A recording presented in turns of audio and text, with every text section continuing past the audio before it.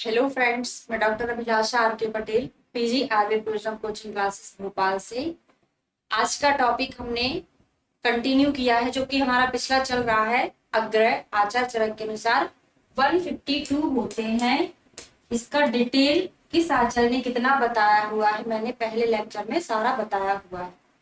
Topic start करने के पहले मैं आपको अपने ऐप के बारे में थोड़ा सा इंफॉर्मेशन देना चाहती हूँ। हमारा ऐप जो कि पीजी आयुर्वेद प्रयोजनम, आप प्ले स्टोर पर जाकर डाउनलोड कर सकते हैं अगर आप कंटिन्यू क्लासेस करना चाहते हैं लाइव।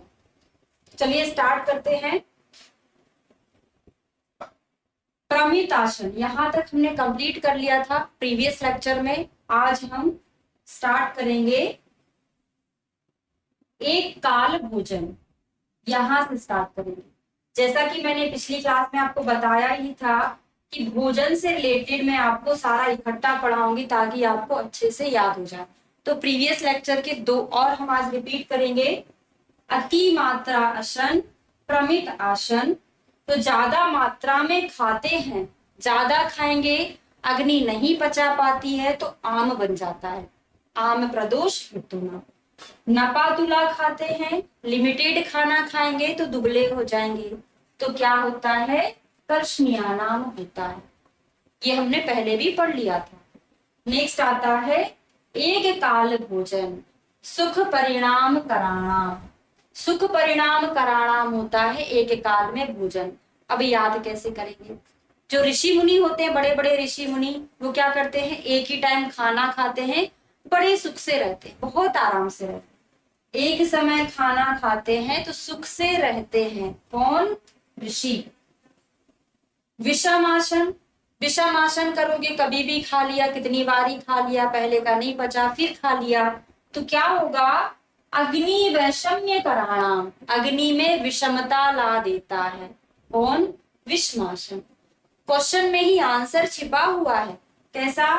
विषम आसन वैषम्य कराणाम, विषमता ला रहा है, विषम विषम मैच कर गया, तो हमको भोजन वाली चार चीजें याद हो गई हैं। नेक्स्ट आता है अनशन। अनशन होता है आयु ह्रास कराना। अगर हम खाना नहीं खाएंगे तो दिन ब दिन हमारी आयु कैसी होती जाएगी, क्षीण होती जाएगी। अनशन मतलब कंप्लीटली खाना नहीं खा रहे हैं तो क्या होगा, आयु कम होगी ना, आयु की वृद्धि तो नहीं होगी, तो आयु ह्रास कराना होता है अनशन। विरुद्ध वीर्य आसन, विरुद्ध वीर्य खाएंगे, ठंडे के साथ गर्म खाएंगे, मीठे के साथ तीखा खाएंगे, नमकीन खाएंगे, तो क्या होता है, ये निंदित व्याधि कराणाम। इसको बोला गया है निंदित व्याधि कराणाम। तो निंदित व्याधि कौन है? कुष्ठ को निंदित व्याधि बोलते हैं ना। कुष्ठ जो कि एक प्रकार की निंदित व्याधि है। तो आपने कुष्ठ के निदान में पढ़ा होगा कि विरुद्ध वीर्य आसन से कुष्ठ होता है, तो हम इसको अब याद कर सकते हैं। विरुद्ध वीर्य आसन निंदित व्याधि कराना। नेक्स्ट आता है गुरु भोजन। गुरु भोजन क्या होता है, दुर्विपाक कराना।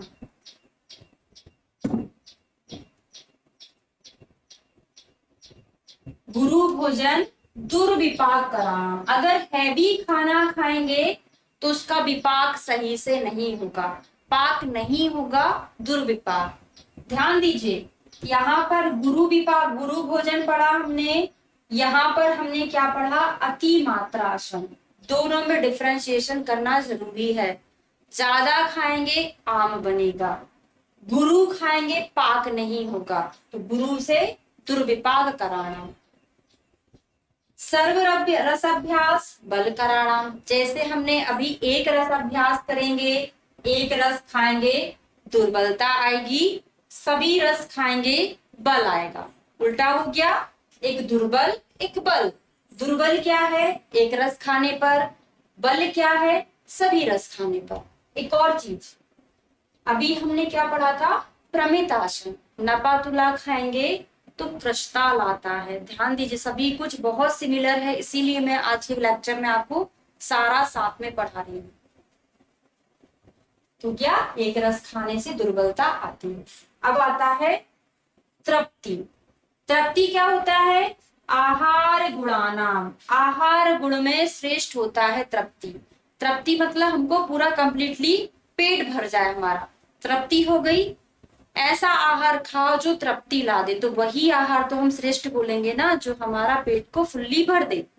तो ऐसा आहार जो तृप्ति ला दे वही गुणों में श्रेष्ठ होता है, तो आहार गुणानाम बोला है इसको।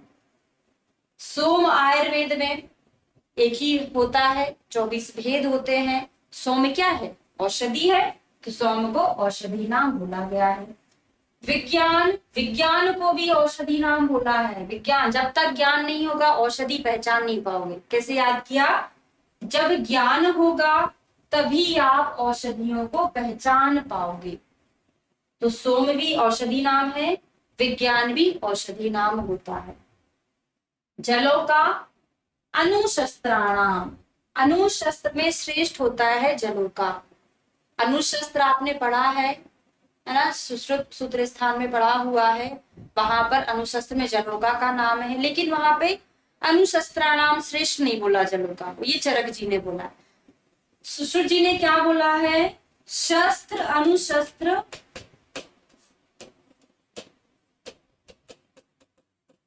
शस्त्र अनुशस्त्रेभ्यः श्रेष्ठा, शस्त्र अनुशस्त्रेभ्यः श्रेष्ठा शारः बोला है। जो शार होता है वो शस्त्र अनुशस्त्र दोनों में श्रेष्ठ होता है, जबकि चरक जी ने क्या बोला है? अनुशस्त्रों में श्रेष्ठ कौन है? वो है जलोका। दोनों का मीनिंग अलग है, फिर यहाँ पे प्रायोरिटी नहीं चलेगी कि अगर अनुशस्त्र में श्रेष्ठ बोले तो हम चरक के अकॉर्डिंग लगाएंगे कि सुश्रुत के अकॉर्डिंग। दोनों का अलग अलग है ना, यहाँ पे अनुशस्त्राणाम बोला है, यहाँ पे शस्त्र अनुशस्त्रेभ्यः श्रेष्ठा बोला है। ठीक है। वेग संधारण अनारोग्य कराना, इसका मीनिंग क्या होता है? अनारोग्य कराना मतलब आरोग्य नहीं करता, मतलब रोगों को करता है। अगर आप वेग को धारण करोगे तो आपको बहुत सारे रोग हो जाएंगे, है ना। हिंदी में थोड़ा सा ट्रांसलेट करके उसको याद करेंगे, बहुत अच्छे से याद हो जाएगा कि वेग का धारण करेंगे रोग हो जाएगा। रोग होने को हम क्या बोलेंगे? अनारोग्य कराना। शुक्र वेग धारण शांड्य कराना, तो शुक्र को शांड्य से हम रिलेट कर सकते हैं बहुत अच्छे से। पुंसत्वघाती नाम हमने क्या पढ़ा था? क्षार पढ़ा था पिछली क्लास में, वो पुंसत्वघाती नाम था। शुक्र का वेग धारण क्या है? शांड्य कराणाम आया हुआ है। मरुभूमि आरोग्य देशा नाम, किसे याद करेंगे? मरु से याद कर लो, अगर वहां के सारे मच्छर मर गए, मरु को हमने याद कर लिया, मच्छर मर गए तो वहां पे कोई भी रोग ही नहीं होगा उस देश में, तो आरोग्य देशा नाम। नेक्स्ट आता है आनूप देश। आनूप कैसा होता है? आनूप श्रेष्ठ नहीं होता है, जांगल श्रेष्ठ बोला गया है, वैसे साधारण श्रेष्ठ बोला है, कंपैरिजन है ना। साधारण श्रेष्ठ होता है, आनूप अहित होता है, जांगल अच्छा होता है। तो आनूप को बोला है अहित देशानाम। सब वीरी विरुद्ध होता है ना आनूप देश का मांस, अपवाद में आता है। तो अहित देशानाम। हिमालय औसत भूमि नाम, औषधि नाम दो चीजें, सोम भी था विज्ञान भी था, लेकिन औषध भूमि नाम जहां पर औषधि उगती है वो भूमि, कहां पर उगती है औषधियां? हिमालय पर उगती है ना। हिमालय पर्वत पर बहुत सारी औषधियां हनुमान जी लेके आए थे ना, पर्वत को उठा के, वहां पर औषधि भूमि थी ना, तो औषधि भूमि नाम होगा हिमालय। प्रशम जो मैंने आपको पहले पढ़ा दिया है, प्रशम पथ्यानाम, एक हरित की भी होता है पथ्यानाम। आयास सर्व अपथ्यानाम, आयास हिम्मत से ज्यादा मेहनत करना, बहुत सारी मेहनत करना क्या है? अपथ्य है, तो अपथ्या नाम बोला है आयास को। सौमनस्य गर्भधारणाम, देखिए आपने पढ़ा था मध्य, मध्य क्या था? सौमनस्य जनानाम। अब सौमनस्यता क्या है? गर्भधारणाम। सौमनस्य मतलब होता है अच्छा मन होना, अच्छा मन होना गर्भधारणाम कहा गया है, और मध्य सौमनस्यता लाता है। समझ रहे हैं? दोनों चीजें अलग अलग है, ऐसा नहीं कर लेना है कि सौमनस्यता मध्य भी होता है, गर्भधारण भी होता है। मध्य ला रहा है सौमनस्यता, और सौमनस्यता क्या ला रहा है, गर्भ ला रहा है। ठीक है। दुर्मन होगा तो नपुंसकता लाएगा, अवश्य नाम। देखो मानसिक नपुंसकता भी आपने पढ़ा होगा कि मन के कारण, मन का अच्छा ना होना वो भी एक नपुंसकता का कारण होता है। अगर मन अच्छा नहीं होगा तो गर्भधारण भी नहीं होता है ना। मानसिक कारण बहुत ज्यादा इंपॉर्टेंट होता है गर्भधारण। ठीक है। नेक्स्ट आता है पिपली मूल। तो 90 तक पढ़ेंगे हम आज के लेक्चर में। पिपली मूल, दीपनी पाचनी आना प्रश्मनाना। अब देखिए कंसेप्ट देखिए, अब यहाँ पे दीपनीय पाचनी इधर भी है, दीपनी पाचनी इधर भी है, दीपनी पाचनी इधर भी है, यहाँ पे भी दीपनीय पाचनी है, यहाँ पे दीपनीय पाचनी है, यहाँ पे भी वही है। ठीक है। इसका मतलब क्या हो गया, जब कहीं सिमिलैरिटी आती है तो हमको वो चीजें याद करनी होती हैं जो डिफरेंट हो, उसी से तो हमको याद होगा ना। सारी चीजें तो हम याद नहीं कर सकते, तो हमको डिफरेंट चीजें याद करनी है। ठीक है। तो आ जाइए पिपली मूल, आना प्रश्मनानाम। टिप्पणी पाचनी तो है, साथ में क्या है, आना है। याद कैसे करेंगे, पिपली पिपली मूल चब्ब चित्रक सोठ पंचकोल ना, मुख्यतः वात शामक होता है ना। तो आनाह में कौन सा दोष होता है, आनाह में वात दोष होता है, वात का शमन करता है। पूरा याद होगा, आगे आगे बढ़ते चलेंगे, अच्छे से याद होगा। चित्रक मूल, दीपनी पाचनी, गुद शोथ, अर्श शूल हराणा। तो हम यहाँ पे ट्रिक किसकी बनाएंगे, गुद शोथ और अर्श की बनाएंगे, जिसको हम किससे रिलेट करेंगे, जिसको हम चित्रक से रिलेट करेंगे। देखो जब अपने पास पेशेंट आता है जिसको क्या होता है, पाइल्स होता है, अर्श होता है, तो हम क्या करते हैं, एग्जामिनेशन करके उसको एक चित्र बना के देते हैं। जब कॉमन पोजीशन क्या होती पाइल्स की, 3, 7, 11 ओ क्लॉक ये होता है। हमने इसको जहां जहां पाइल्स था हमने इस टाइप से डायग्राम बना के उसको दे दिया। तो बुधा का चित्र बना के दिया अर्श वाले पेशेंट को, याद हुआ ये बुधा है, ये अर्श है, ये पूरा क्या कहलाता है, चित्र कहलाता है। तो याद हो जाएगा चित्रक मूल का प्रयोग कहाँ करते हैं, गुदशोथ और अर्श शूल में। अब अति विषा, दीपनी पाचनी तो है, दो चीजों से हम याद करेंगे, संग्राहिक सर्व दोष हराणाम। जो अति विषा होती, संग्राहिक होती, सारे दोषों को हरती है, याद करेंगे। शिशु भैषज्या, शिशु भैषज्या कौन सी औषधि कहलाती है, अति विषा को हम बोलते हैं शिशु भैषज्या। क्यों बोला होगा, बच्चों को क्या सबसे ज्यादा होता है, लूज मोशन ज्यादा होता है, तो बच्चों को दे दे। क्यों दे दे, क्योंकि ये संग्रहण करती है, संग्राहिक होती है, तो बच्चों के लिए बहुत अच्छी होगी। और ये तो करती ही करती है, साथ में सारे दोषों को और निकाल देती है। तो सारे दोषों को निकाल दिया, संग्राहिक कर दिया, तो बच्चों के लिए इससे बेस्ट कोई भी चीज नहीं है। तो अति विषा को क्या बोलती है, शिशु भैषज्या। बहुत सारी चीजें आती, बाल भैषज्या, शिशु हो गया, अक्षी भैषज्या, चक्षु भैषज्या, है ना। वो हम अपनी क्लास में कंटिन्यू जो चलती है उसमें पढ़ाते हैं। जब भी कोई टॉपिक आता है सेम, उससे रिलेटेड जितनी भी चीजें हैं उनको साथ में हम लिख के बहुत अच्छे से कोड बनाकर भी याद कराते हैं।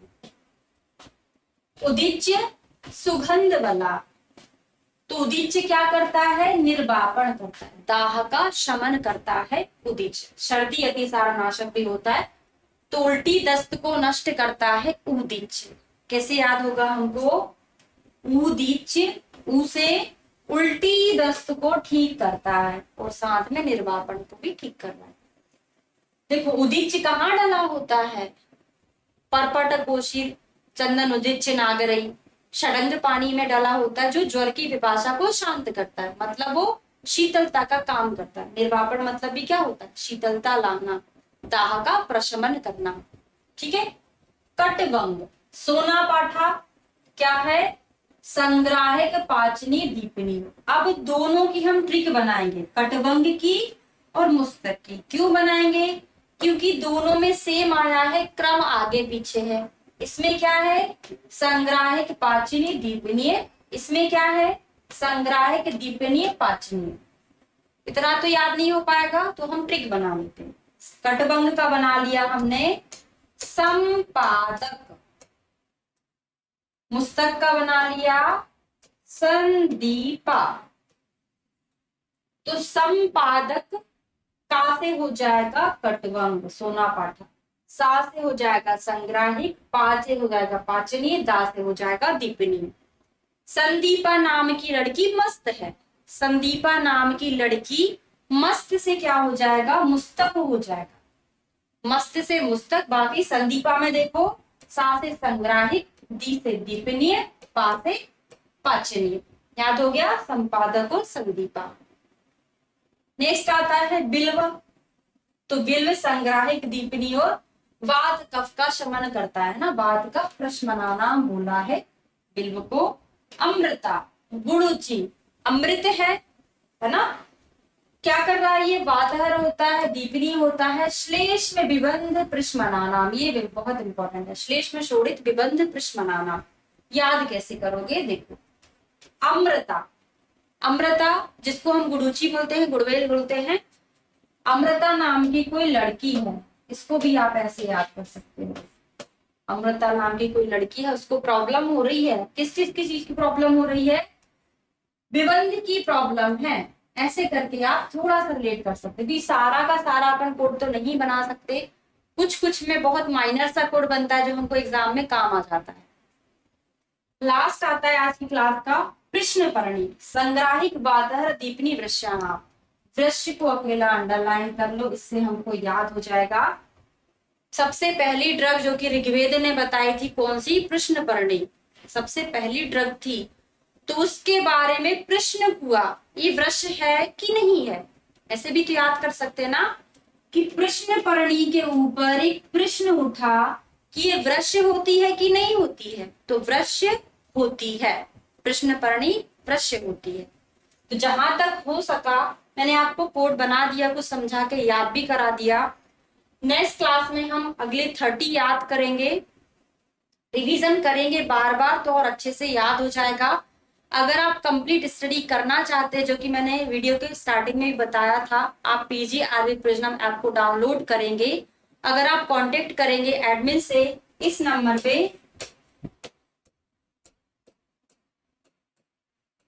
तो आपको जो कंटिन्यू बैचेस चल रहे हैं उससे ऐड भी किया जाएगा, जिससे आप कंटिन्यू अपनी स्टडी कर सकते हैं। Thank you.